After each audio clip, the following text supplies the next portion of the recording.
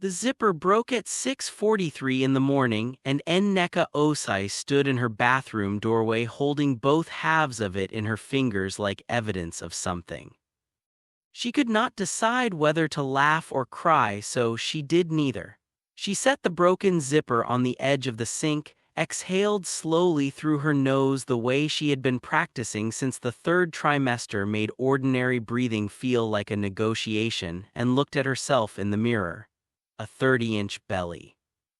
7 months and 4 days of growing a person inside her body while simultaneously writing a 90-page dissertation, completing 3 seminar modules, and learning at the cellular level what it meant to need no one. The graduation dress was a navy wrap she had found on a clearance rack and altered herself twice as her belly continued its steady, confident expansion. The zipper was the original, and now it was broken, and she had 4 hours until she walked across the stage at Hartwell University's Bowen Amphitheater to collect the Master of Laws degree she had earned with her bare hands and her back teeth, and the particular grim momentum of a woman who had decided, somewhere in the darkest part of last winter, that she would not be the kind of person whose life was determined by someone else's choices. She went to her sewing kit, fixed the zipper with a safety pin and fabric tape and audacity, and when she put the dress back on it held, the gown would cover it anyway. The gown covered everything. She pressed both palms to the curve of her belly. The baby pushed back, slow, deliberate, a small heel or elbow moving beneath her hands like a question being answered. "I know," Nneka said quietly, "me too." Her roommate Tola appeared in the doorway holding 2 cups of tea with the expression of someone who had prepared for this morning. The way soldiers prepared for a mission, warmly, thoroughly, and with zero illusions about the terrain ahead. "You look extraordinary," Tola said. "The zipper broke." "I said what I said." Nneka took the tea.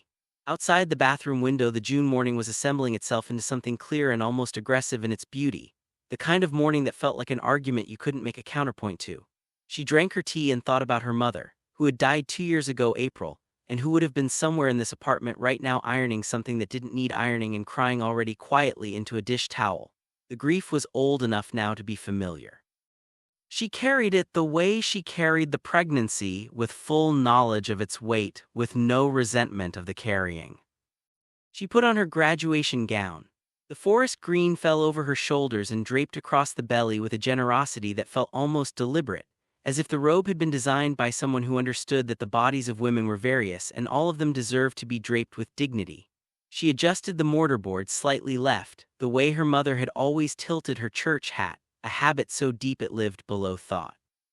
She squared her shoulders in the mirror.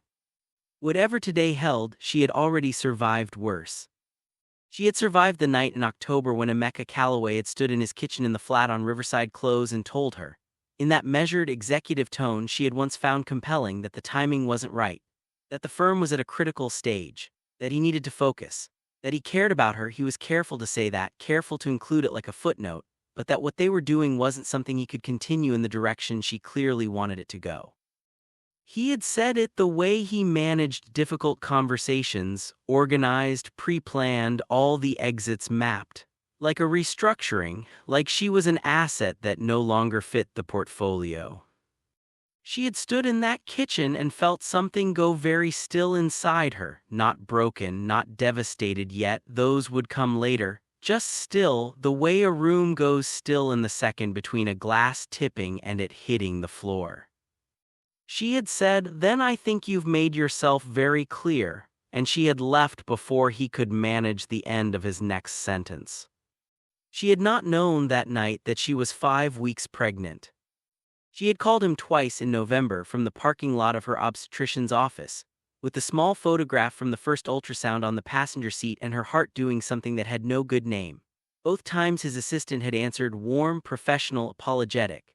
Mr. Calloway was in Singapore. Mr. Calloway was unavailable. She had left no message either time because what she needed to say was not the kind of thing that survived being a message. And then the announcement had been everywhere. Calloway Capital founder Emeka Calloway engaged to Isabelle Marchetti, daughter of Milan financier Giovanni Marchetti. The couple confirmed their relationship at a private dinner in. She had closed the browser tab. She had sat with the photograph of the ultrasound for a long time. And then she had opened her dissertation document and written 600 words on the enforceability of human rights obligations against multinational corporations, because the work was what she had and the work was hers, and no one was going to take from her the thing she was building for herself and for this child. That had been November. It was June now. She had survived, more than survived. She had done what she always did with impossible circumstances. She had found the bottom of them, pushed off, and risen. Now she stood in the staging area beneath the Bowen Amphitheater in a line of LLM graduates arranged alphabetically, and the sound from above, the crowd filling in, chairs scraping stone, children's voices, someone's laughter catching and spreading, came down to them like warmth from a fire. "He's excited," said Priya Subramaniam beside her, nodding at Nneka's belly with the fond pragmatism she applied to most things. Priya had been her closest confidant through the program's second year, the person who had appeared at her apartment with takeout containers and 0 questions at least a dozen times since September, and who had read every draft of the dissertation and told her, without softness or flattery, exactly where it needed work. Nneka said. "She is excited, she knows today matters." "She's right." And Nneka meant it in a way she had not expected to mean anything this morning. Not performed confidence, not the brave face she had been constructing and maintaining through 9 months of single pregnancy and full-time graduate school. Real conviction, solid and present, rooted somewhere beneath her sternum. She had done this. She had attended seminars when her back ached and her ankles were the size of grapefruit. She had written the dissertation in 2-hour increments between prenatal checkups and faculty meetings. She had sat her final exams at 8 in the morning and been back at her desk by noon. She had done all of this after the kind of loss that had made her, for one terrible period in January, uncertain whether she was going to be able to keep moving forward. And she had kept moving forward. She hadn't just kept moving forward, she was here. The procession began. She walked out into the June sun. The amphitheater hit her all at once, the smell of warm stone and cut grass, the accumulated heat of several hundred people, the sound of applause rising and cresting the moment the graduates appeared. Nneka walked with one hand resting on the side of her belly, not for balance but because it had become her natural posture, this quiet conversation with the child she was carrying, and the crowd made a sound that was warm and enormous and went all the way through her. She found Tola immediately, front left, naturally, Tola who had arrived so early she'd had her choice of any seat in the amphitheater, and had chosen the one with the clearest sightline to the stage and the best angle for video. She was on her feet already, one hand pressed over her mouth, the other holding her phone up. Beside her sat Auntie Bissy, Nneka's mother's sister, who had flown from Accra 2 days ago and who was wearing a shade of tangerine so vivid it reorganized the color palette of everything around it. Auntie Bissy was not crying yet, but her chin was doing the thing it did before she cried, that particular compression that meant something large was being held very briefly in check. Nneka found her seat. She smoothed the green fabric across her lap, she breathed. She did not look at the stage. Not yet. Think about a moment when you had to hold yourself together in public when everything inside you was breaking. What got you through it? We'd love to hear from you in the comments. Across the curved bowl of the amphitheater on the stage, Emeka Calloway was reading a message from his assistant about a Tokyo deal that apparently required his attention on the morning of a university ceremony, and he was doing what he was very good at, containing multiple channels of attention simultaneously, processing in parallel, maintaining a composed exterior over interior, whether that was, at this particular moment, slightly less composed than usual. He had known when the invitation came from Hartwell's dean that it was possible. He had done the calculation. Hartwell University School of Law, LLM graduating class Nneka's program. He had looked at the probability the way he looked at market risk, assessed, quantified, managed. He had decided the odds were low enough to be manageable. He had been telling himself this for 3 weeks with the kind of disciplined repetition that is usually a sign you don't believe it. Isabelle was in the front row to his left. He had registered this peripherally. She was wearing cream, which was very Isabelle, the kind of elegant simplicity that looked effortless because it was not effortless at all. She had her sunglasses on, large and dark, and she was scrolling her phone with the air of someone who was fully accustomed to public ceremonies requiring her presence, and had made a private peace with the portion of her life spent attending them. He had met Isabelle at a conference in Milan 8 months ago.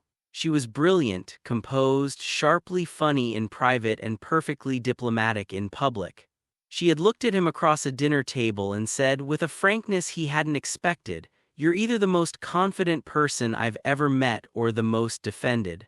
I can't decide which." He had been attracted to her immediately, and he had also, he could see now with the clarity of hindsight, been attracted to the fact that she was someone he could be with without being entirely known. With Isabelle, he could maintain the gap, the carefully managed distance between what he presented and what he was. With Nneka, that distance had never been available. That was the thing he had not examined last October when he had stood in his kitchen and delivered what he had prepared as a reasonable and mutual decision. He had not examined why Nneka specifically made him feel like a man standing in a room with no walls. He had diagnosed it as timing and circumstances and professional pressure, which were real, and had not looked further, which was cowardice dressed in the language of practicality. He was looking at it now because the LLM procession was coming through the lower entrance, and he had glanced up from his phone for no reason he could name, some frequency of attention, some animal antenna receiving a signal below conscious hearing, and across the width of the amphitheater in the line of green-gowned graduates was Nneka. The world did not stop, the applause did not pause, the birds did not hold still in the June air. Everything continued in its ordinary motion, and inside that continuity something happened to Emeka Calloway that he would remember for the rest of his life. He felt, with complete clarity and zero warning, the full dimensional cost of what he had chosen to walk away from. She was visibly pregnant. 7 months, his mind calculated without being asked, counting backward with the automatic precision that had made him a very good investor and was making him right now a very pale man. 7 months. The arithmetic arrived and refused to be dismissed. He sat with it, the stone of it, dropping through all the careful architecture of his composure. But it wasn't the pregnancy that undid him, it was her face. She walked with her spine straight and her chin exactly parallel to the ground, one hand resting light on the side of her belly, and her face had the quality he had spent 14 months trying to convince himself he was not thinking about in the early hours of the morning, that complete particular stillness that was not hardness and not coldness but something far more formidable than either. She looked like a woman who had been tested by something real and had not been diminished by it. She looked like someone who had built herself back from the ground up and was now living in the building. His phone buzzed. Tokyo. He did not look at it. She found her seat, settled into it, smoothed the gown across her lap, and then, with the reflex of someone who checks the horizon not for him but simply to know where things are, she looked up and they were looking directly at each other. 3 seconds. Maybe 4. He watched her register him and then make a decision so fast and so precise it was almost architectural. The slight lift of the chin, the steadying of the gaze, the deliberate return of her attention to the program in her hands. She turned the page. She did not look back up. She did not give him the anger or the devastation that would have at least confirmed he still occupied some real estate in her inner life. She gave him the thing that was far harder to receive, complete composure. The composure of someone who had finished their work.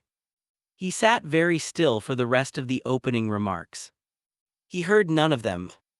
He heard his own name, though. He always heard his own name.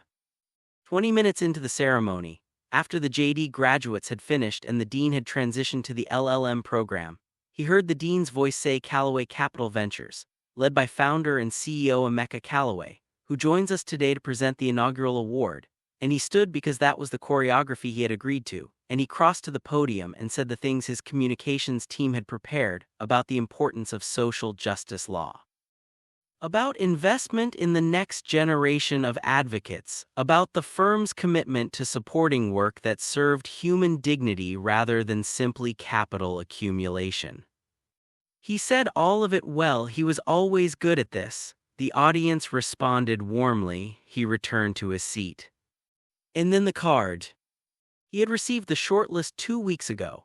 His assistant Marcus had sent it as an attachment in an email chain about several other things, and Emeka had been on a call and had scrolled past it and filed it mentally under ceremony administration, review later. He had, with the specific and productive amnesia of a man managing many things simultaneously, not reviewed it. He looked at the card now, sitting in his closed fist since the dean had handed it to him before the ceremony. He opened it. Recipient Nneka Osei, LLM, International Human Rights Law, dissertation, Accountability Without Borders Enforcing Human Rights Obligations Against Multinational Corporations. Distinction, First Class, Faculty Committee Citation, a landmark contribution to the existing scholarship. He read it once, he read it again. Then he folded it carefully and pressed it flat against his knee and thought, with great specificity, about the nature of reckoning. In the audience, Nneka did not know. She knew she had been nominated.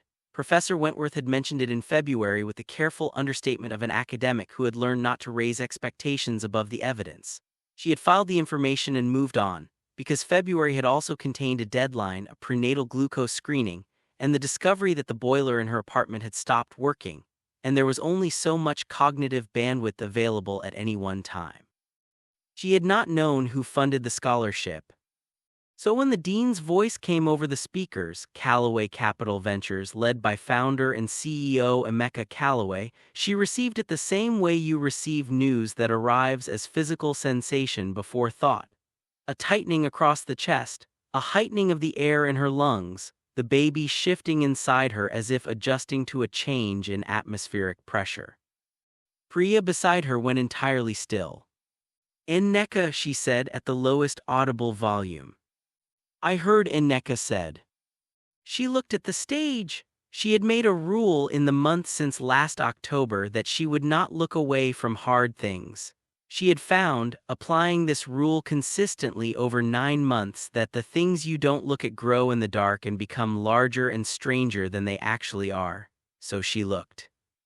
She looked at Emeka Calloway standing at the podium speaking about human dignity in a charcoal suit that probably cost more than her monthly rent, and she assessed him the way she had learned to assess everything that required careful judgment.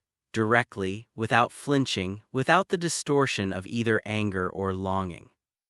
He was thinner, that was her first thought. Not dramatically, but around the jaw and the neck, the particular thinness of someone who had been working too hard or sleeping too little. He spoke well, he always spoke well. It was one of the first things she had noticed about him, the way language organized itself around his intentions. But there was something around his eyes that was different, tighter, the expression of a man whose internal weather had been more active than usual. Good, she thought, and then, that's not generous of you, and then, no, but it's honest. She looked back at her program. The dean was announcing the scholarship recipient. Nneka heard her own name. She heard the amphitheater respond, a full warm sound that rolled out across the stone seats and lifted into the June air. She heard Tola make a sound that was not quite a word, and was definitely a sob being converted at the last moment into something presentable. She heard Auntie Bissy say something sharp and proud in Twi that she felt in her chest even before she translated it. She stood. She walked to the stage with the gait she had developed over the last several months, unhurried, purposeful, the gait of someone who had stopped apologizing for the space her body required and had started simply occupying it. She climbed the 3 steps. The dean shook her hand with both of hers and said something close and personal that Nneka would remember later as warmth rather than words. Then she turned. Emeka was 3 feet away. The award was in his hands, a heavy glass piece, substantial, etched with the scholarship name, His face was doing something she had not, in 14 months of knowing him, seen it do, not the composed neutrality, not the executive calm. Something had come through the surface, something with the quality of a man standing at the edge of an accounting, not breaking, not collapsing, but present in a way that his careful management had never permitted, and it was, she noted with a precision that surprised her, too late and also real. Both things at once. He held out the award. She took it. Their fingers did not touch. The space between them was perhaps 2 inches and had the density of everything unspoken, which was considerable. She looked at him directly for one moment. She gave him neither warmth nor coldness. She gave him the truth of her face, that she was here, that she had done this, that she had arrived at this stage by her own means and was standing on it with her whole self intact. She thought she saw something in his expression that she had not seen there before. But she turned away because today was not about him. Today had never been about him. Today was about the degree she had earned and the daughter she was growing and the life she had rebuilt from materials she had cut and shaped herself. She turned to the audience. She found Tola, who was not even pretending anymore, who had given up entirely on composure and was crying with the openness of someone who had earned the right to cry at this particular moment, because she had been there for every single part of what it had cost. She found Auntie Bissy, who was standing, who had produced from somewhere in her handbag a small Ghanaian flag, who was waving it without embarrassment in the large, generous way of a woman who had decided long ago that joy was not a thing to be modest about. Nneka smiled. Not the brave face, not the performance. The real one, the deep one, the one that started somewhere below her ribs and moved upward and outward through her whole body until it was all of her. She descended the stairs. She did not look back at the stage. Have you ever achieved something that someone else walked away from and had to stand there and receive it in front of them? What did that feel like? Tell us below. We're reading every single comment. The 40 minutes after the ceremony were the organized chaos of every graduation that had ever happened, families flooding the stone seats, photographs being taken from 17 angles, children being managed, colleagues embracing, someone's grandmother producing food from a bag that no one had seen arrive. The catering staff moved through the crowd with trays of sparkling water and champagne, and the afternoon light had shifted to the warm, lateral gold of early evening. Nneka stood with Tola and Auntie Bissy near the eastern colonnade, the scholarship award under one arm and a glass of water in her other hand, listening to Auntie Bissy describe in significant detail the experience of flying from Accra on a middle seat. She was genuinely present in the conversation. She was not scanning the crowd. She had decided walking off the stage that she would not spend the remainder of this day in any kind of readiness for a confrontation. This was her day. She intended to be in it. Which was exactly when she heard her name. Nneka. The voice was quiet, controlled, exactly as she remembered it. She turned. Emeka was 6 feet away and he had come alone. She registered this immediately, cataloged it. Isabelle was not beside him. He had the look of a man who had crossed a significant interior distance to arrive at this moment and was standing in it without the map he usually brought to difficult terrain. Auntie Bissy stopped speaking mid-sentence about the airline's inadequate snack provisions.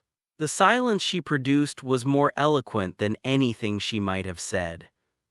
Tola straightened her spine by approximately 1/4 of an inch, which anyone who knew Tola understood as the equivalent of unsheathing a sword.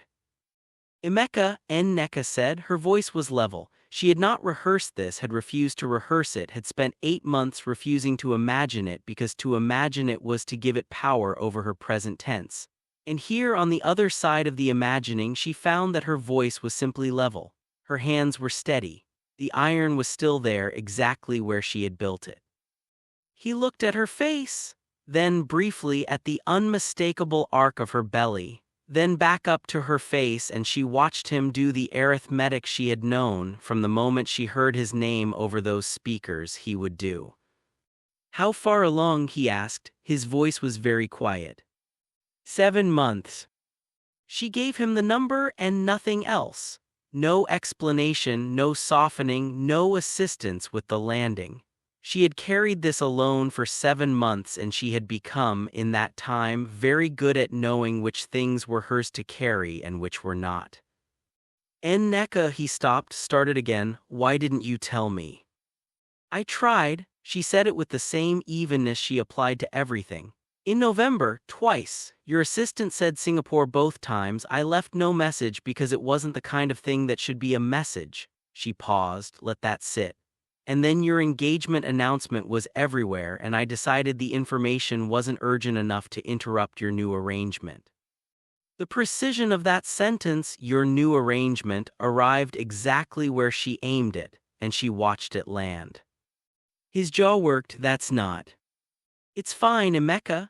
And here was the thing that still surprised her. It was close to true, not fine in the flat, surface way, not the fine of someone performing wellness, fine in the structural way, fine in the way of a building that has been tested and discovered what it's actually made of. You don't need to explain yourself to me. Today is mine and I'd like to stay in it. You're right. He said it quickly, and she heard the sincerity in it, the absence of the managed tone quality that had characterized every difficult conversation they'd had when they were together. This was something more unguarded than she was used to hearing from him. You're completely right. I needed to be in front of you, I needed to say. She said this isn't the time. Tola's voice was pleasant. Final. The voice of a woman who had held her friend's hair back at 3 in the morning and driven her to every appointment since October and had therefore earned the right to speak with absolute clarity. Emeka looked at Tola, then at Auntie Bissy, who was regarding him with an expression so specific and so complete it required no translation across any cultural boundary, then back at Nneka. I'm sorry, he said. And then quieter for her alone, leaning the words toward her without touching anything, for today, for October, for the months between, for all of it. She held his gaze. She did not wound him and she did not help him because she had put down the weight of managing his feelings some months ago and had no intention of picking it up in the middle of her graduation reception. Congratulations on the firm, she said. And she turned back to Auntie Bissy, who had, in the half-beat that followed, apparently decided to say something in Twi that Nneka translated privately as, "That man has been eating his own foolishness and has not yet finished the meal." The laugh came from somewhere Nneka hadn't expected, sudden, full, loud enough that a nearby family glanced over with warm curiosity. And the baby kicked, once hard, definitive, right under her ribs. She agrees, Priya said, appearing from somewhere to Nneka's left.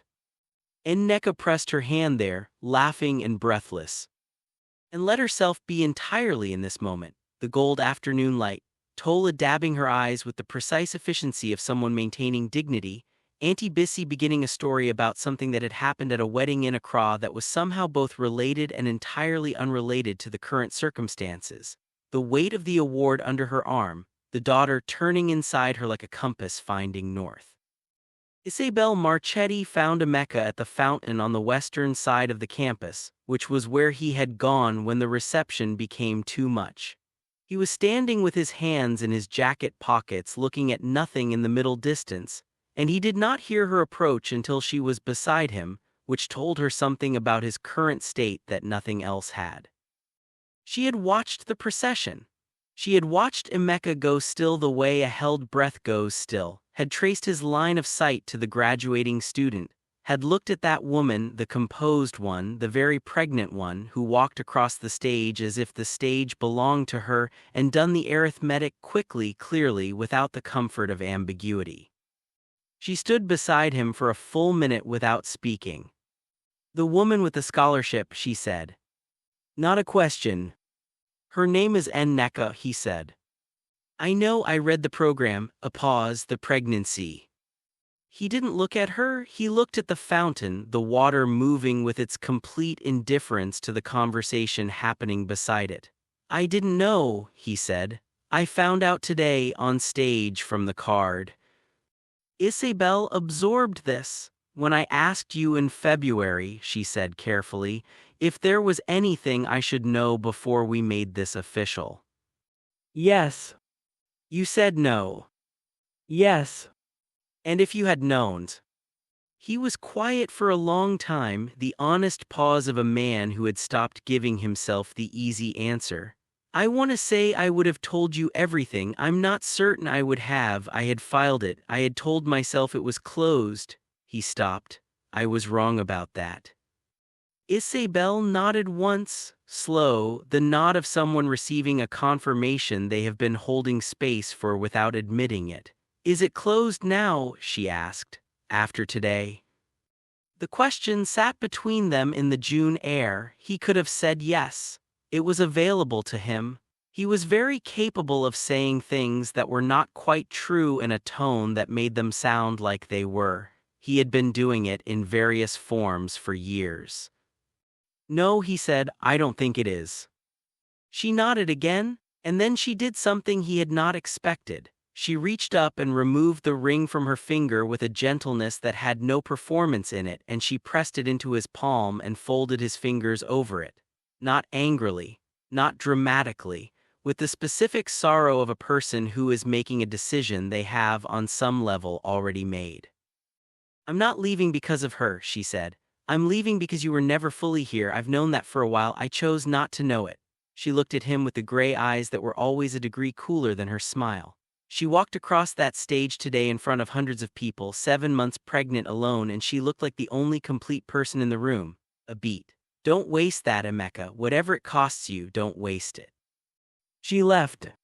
He stood at the fountain with the ring in his closed fist and the weight of the afternoon sitting on him like weather. He called twice in the following week. She didn't answer.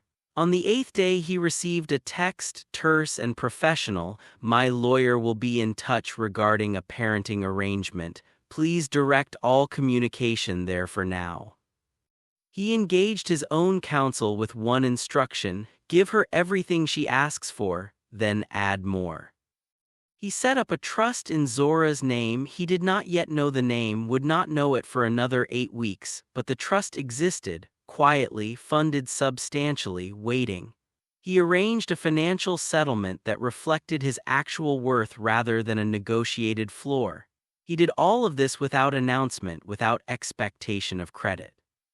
He did it because it was the floor, not the ceiling, and because he was beginning, slowly, painfully, with the particular humiliation of a man who has been confident about the wrong things, to understand the difference between the two.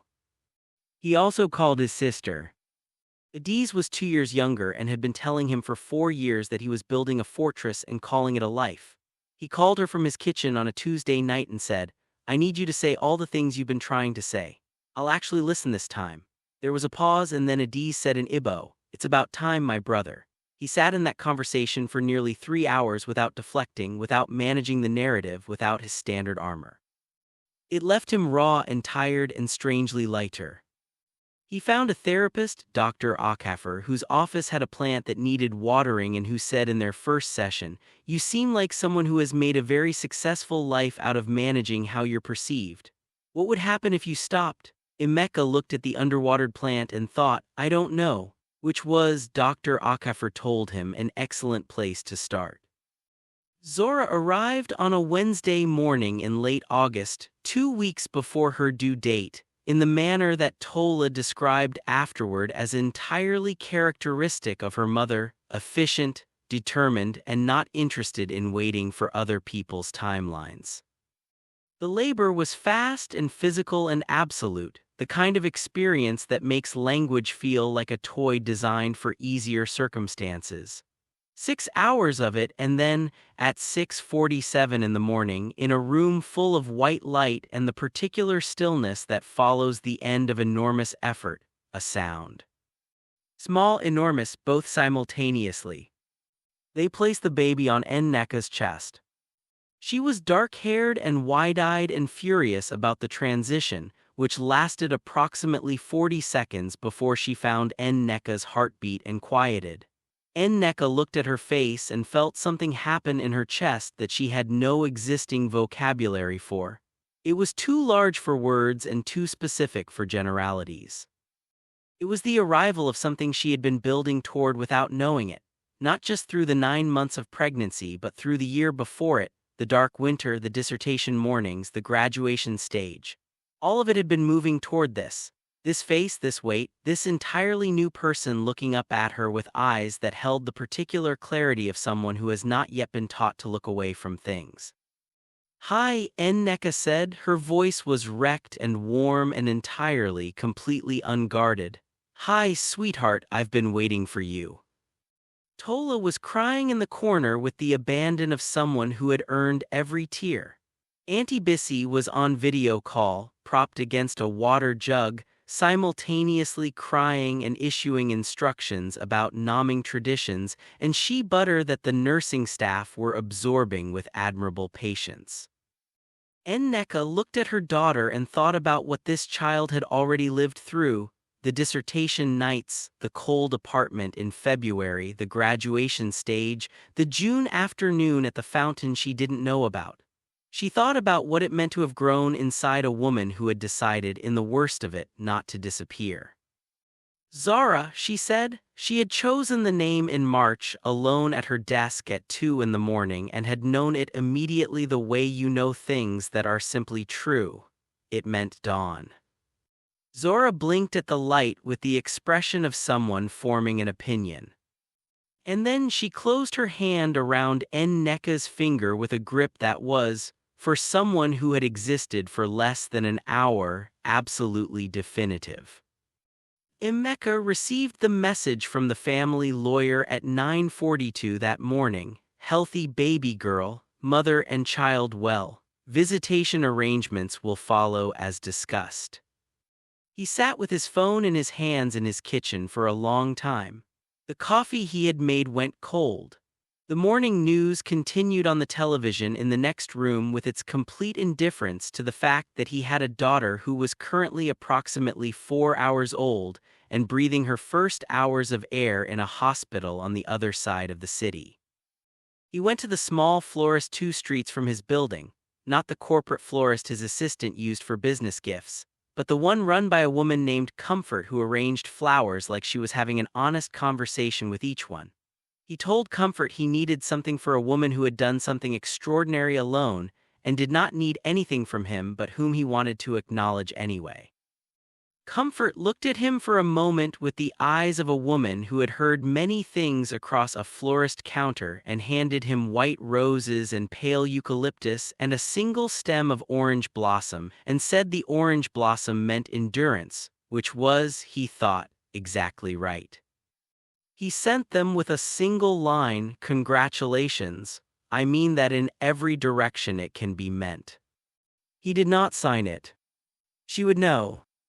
The first formal visit happened on a Saturday morning 10 weeks later, in a coffee shop 2 blocks from her apartment, neutral ground, her choice, which was correct. He arrived 12 minutes early and chose a corner table near the window, quiet, positioned so she would not have to navigate through the main crowd with the stroller. He sat with his coffee and he waited, which was an experience he had historically avoided and was learning with some difficulty to tolerate. She arrived with Zora in a carrier against her chest, Tola a steady half-step behind with the energy of a woman who is nominally here for support and is absolutely also here to ensure that no one says anything they will regret. He stood. Nneka looked at the table he had chosen and he saw her register quickly, almost imperceptibly, that he had thought about what would be easiest for her. She sat down across from him and Tola settled at a table 6 feet away and opened a book with the focused expression of someone who is reading and also monitoring everything within a 15-foot radius. "She's 10 weeks, Nneka said. She didn't unwrap Zora from the carrier, the baby was asleep, and she was not going to disturb a sleeping baby for the purpose of anyone's convenience. She's healthy." She started tracking faces. She has opinions about things already, which is honestly not surprising. He looked at his daughter's face, which was turned slightly toward him in sleep with the complete boneless relaxation of the very new, dark hair. His jaw, Nneka had said in a text he had read 16 times, her mother's forehead. Something happened to him that had no precedent in his 31 years of organized, managed, achievement-oriented life. It was too big to name and too complete to deflect, and he sat with it fully for perhaps the first time in his adult life, the full dimensional weight of what was in front of him, what he was part of, what he had nearly missed. "She has your chin," he said. "She has your jaw," Nneka said it before she'd apparently decided to say it, and then she looked like she'd assessed whether she minded and decided she didn't. Silence for a moment. The coffee shop moved around them, ordinary and warm. "How are you?" he asked. She considered this. "Really good," she said finally. "Not performing good, tired like I've never been tired before, but underneath the tired there's something solid, like the ground is there. I know where the ground is." She looked at him steadily. "How are you?" "Working on it," he said. "Genuinely, I'm working on the difference between what I've been presenting and what I actually am. It takes longer than you'd think. Everything real takes time." "Yes," he looked at the table. "Nneka, I want to say something and I need you to let me finish it, and then it's yours to do whatever you want with." She waited. She was very good at waiting. "I told you in October that I wasn't ready," he said. "That the timing was wrong. All of that was technically true. What I didn't say, what I hadn't admitted to myself yet, was that I was terrified. You're the only person I've ever been with who I couldn't manage, who saw through the thing I present to people and looked at what was actually there and didn't look away. And I didn't know what to do with being that visible, so I used the timing as a reason to run." He stopped, let the air settle. "I ran in completely the wrong direction. I built something that looked right and wasn't, and I missed the most important year of my life because of it." The coffee shop moved around them. Someone was grinding beans. A toddler near the door was being wrestled into a coat with the philosophical resistance of someone who has strong opinions about outerwear. Nneka was quiet, not the quiet of someone deciding what to feel, the quiet of someone who already knows and is choosing carefully how to speak. "I know," she said. "I knew most of that or something close to it. That understanding didn't make it hurt less." She looked at him. "I'm not in a position to walk us backward. What I built in the last year is mine. I built it alone and it belongs to me, and I'm not taking any of it apart for anyone." She paused. "But I'm also not going to pretend you're the same person who stood in that kitchen, because you're not, and I'm not either." She glanced down at Zora, sleeping with her whole face slack and trusting. "What she needs from you is real, not managed, not the magazine version, the actual version wherever that ends up being. That's all I'm asking for." "Yes," he said, without strategy, without the half-second processing pause that usually preceded his responses, just yes. She looked at him for a long moment. He let her look. He did not armor. He sat there as himself, incomplete, late, genuinely trying, and he let her see all of it. "Okay," she said. Zora made a small sound in her sleep, like a period at the end of a sentence. Tola turned a page of her book with extraordinary serenity. "If you've ever had to rebuild trust from the ground up with someone else or with yourself, what was the first step that actually worked? Drop it in the comments. Someone reading this needs exactly that answer right now." What grew between them in the following months was not a restoration. Restorations work from the original blueprint, and the original blueprint had structural issues they had only partially identified when it mattered. What grew instead was something built from who they each had become separately, which turned out to be more solid material. They met every Saturday morning, which was officially the visitation arrangement and became, without formal declaration, something more. 2 hours that extended to 3. 3 that sometimes extended to a walk when October arrived with weather too clear and gold to waste. Zora in the carrier against Emeka's chest, and both of them walking beside the river with the slightly dazed quality of people discovering that a thing they were cautious about is not as dangerous as they'd prepared for.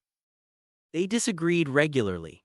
About Zora's bedtime, about the fact that he kept arriving with gifts that were too expensive, not ostentatiously, but in the specific way of a man who had been expressing care through provision for so long that he had to actively retrain himself to express it in ways that didn't carry a price tag. About her habit of absorbing difficulty alone until it was almost too heavy to lift, and only then accepting help. The disagreements were productive in the specific way of disagreements between people who have decided that honesty is more important than comfort. He came to the 3-month checkup. He sat in the waiting room with its animal mural and its outdated magazines, and held Zora against his shoulder while Nneka filled out forms, and Zora, who was developing strong opinions about everything and was currently very interested in the texture of his collar, grabbed it in one fist and looked up at him with the severe, unblinking attention of someone taking a very important measurement. "I've got you," he said quietly, not for the room. "I'm sorry I was late to this, I've got you now." Nneka was 3 feet away with a pen and a clipboard. She kept her eyes on the form. She smiled at the paper. In November, she told him about the job offer. An international human rights organization, Geneva-based, with a position in their corporate accountability division, exactly the territory her dissertation had covered, exactly the work she had been building toward. She told him the way she told him most things now, directly, watching his face, not softening the edges. He was quiet for a moment. She watched him have a reaction and then, in real time, choose not to manage it. That was new. That was one of the things that was different. "That's exactly right for you," he said. "It's the exact work. It requires travel, periods in Geneva, some field work." "I know. It would affect the schedule." "Nneka," he looked at her. "Take the job, we'll adjust the schedule. That's not a question, it's a logistical item, and we're both capable of managing logistics. Take the job." She looked at him for a moment. Then she nodded. The nod of someone who has been competent alone for a long time and is learning, carefully, to accept that competence can sometimes look like letting someone stand beside you. She took the job. The evening that changed things was a December one, ordinary in every external detail. He had come for a drop-off that extended, as they sometimes did, into the apartment, Zora refusing to settle, the evening too cold to make the transition to the stroller feel reasonable. By 8 o'clock Zora was down, the monitor on the coffee table breathing out her small even sounds, and they were on the sofa with tea, talking about nothing large, his sister's new restaurant opening in Manchester, a documentary about ocean conservation they had both apparently watched separately and had conflicting feelings about, her aunt's latest attempt to arrange various members of her extended family into what Auntie Bissy referred to as suitable situations. The lamp in the corner made the room golden, the monitor kept its quiet rhythm. Outside, December moved against the windows. "I don't want to lose this," he said. He was not talking about the conversation. They both knew he was not talking about the conversation. Nneka looked at him in the lamplight. She was wearing a gray sweatshirt she had owned since university with a faint coffee stain near the cuff, and her hair was loose, and she looked nothing like the woman in the graduation gown and everything like herself, which was, he had learned, the more complete and more demanding version. "Then don't," she said. Not a surrender, not a forgiveness that erased the preceding year. An invitation extended by a woman who had rebuilt herself from the ground up and now stood fully in the building, choosing deliberately to open a door because she wanted to, not because she needed to, not because she was afraid of what happened if she didn't, but because she had looked at this man over 4 months of Saturdays and late October walks and waiting room chairs and late evening conversations, and she had found, beneath the charcoal suit and the magazine covers and the careful management, something real, something that was trying, something that deserved, she had decided, the chance to be more than its worst moment. He reached over and tucked a strand of hair behind her ear. She let him. Neither of them moved for a long moment after that. The monitor kept its rhythm. The lamp kept its gold. Outside the window, December continued, indifferent and complete. They did not rush. Rushing was the pattern of before, the urgency, the collision, the failure to look carefully at the actual foundations. They built this slowly and with attention. Disagreements were had and resolved. Bad days were had and survived. The trust that formed was the specific trust of things that have been tested rather than assumed, which is a different and better material. She took the Geneva position and structured it with enough remote flexibility to stay grounded. He restructured two elements of the portfolio, quietly, without announcement, in ways that Marcus could not entirely diagram in strategic terms, to allow himself more mobility, more presence, not everywhere, in the places that mattered. He proposed on a Tuesday. Not in a restaurant, not in a staged moment with an audience. In her kitchen on an ordinary evening in August, Zora on the floor, achieving the developmental milestone of sitting upright without immediately toppling, investigating a wooden spoon with the focused intensity she brought to everything. He had not rehearsed it. He had thought about it for months and had found, each time he tried to plan the words, that the best version was just the true one. "I want to spend the rest of my life being the version of myself that shows up for you," he said. "Not the version I was, the one I'm becoming. I know that's still a work in progress. I think it always will be. I'm asking you to be part of the work." She looked at him across the kitchen for a long moment. Zora, apparently bored by the pause, smacked the wooden spoon on the tile with enormous satisfaction. "Yes," Nneka said, "obviously yes." She took 2 days to tell people, not from uncertainty, but because she had learned in the preceding year to sit with important things before she broadcast them, to let good news be private and real before it became communal. She told Tola first, who cried immediately and thoroughly and was already discussing dress details within 4 minutes. She told Auntie Bissy, who took the news with a long, considered silence that eventually resolved into, "I suppose he has been paying attention. This is acceptable."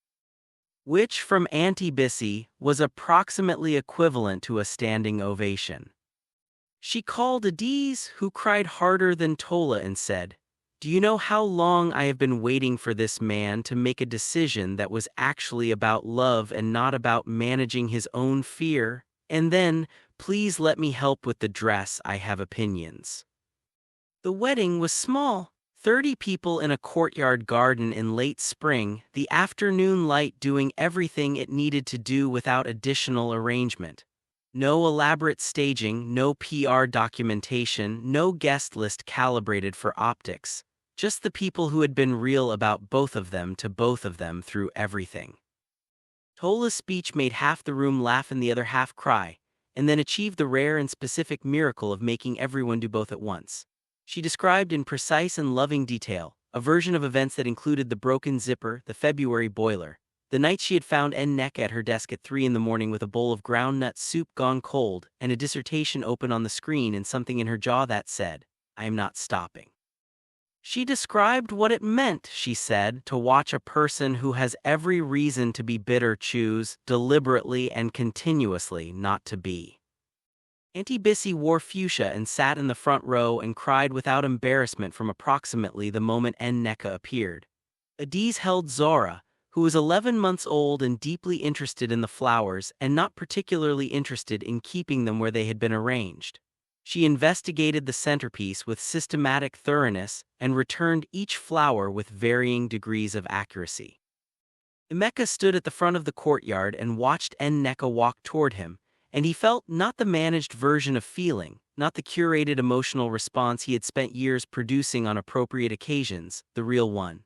The ungovernable, grounding, clarifying thing that he had spent years being afraid of and had now, after considerable cost and education, stopped being afraid of. She reached him. She looked at him. "You look terrified," she said low just for him. "I look honest," he said, "that's what you asked for." The softness that moved across her face was, for him, the finest thing he had ever been the occasion of. They had written their own vows, short ones, specific and earned, with no performance in them. He said, "I know what I almost missed. I know what it cost both of us to be standing here. I don't have a word big enough for how sorry I am for the path that got us here. What I have is the decision every day to be fully present, to not manage the distance, to stay in the room when the room is hard, to be seen. A pause. You taught me that being seen is not the same as being exposed. That's the most important thing anyone has ever taught me. She held his gaze. She held it with everything she was, the iron, the warmth, the daughter now attempting to eat a small white rose in the front row, the career that was hers, the self she had built in the dark when no one was watching. She held his gaze with all of it. I know who you are, she said. Not the cover, the actual person, the one who gets it wrong and keeps going. I chose him, I choose him, that's all. Zora, marking the moment, lifted both fists in the air with a flower in each one, a declaration, an exclamation, a verdict, and the courtyard laughed, and the afternoon light moved through the trees, and everything that had been broken and rebuilt and tested and chosen again sat in that light and held. There are people in this world who walk across stages alone and do not let their circumstances become their sentence. There are people who choose in the hardest season of their lives to build rather than diminish. And there are people who arrive late to the most important understanding of their lives and must earn their way back word by word, day by day, with no guarantee of arrival. This story lived in both of those people. Maybe you see yourself in one of them, maybe in both. Whatever you carried into this story with you, whatever name is on the door of the thing you recognized here, we want to hear about it. Leave it in the comments below.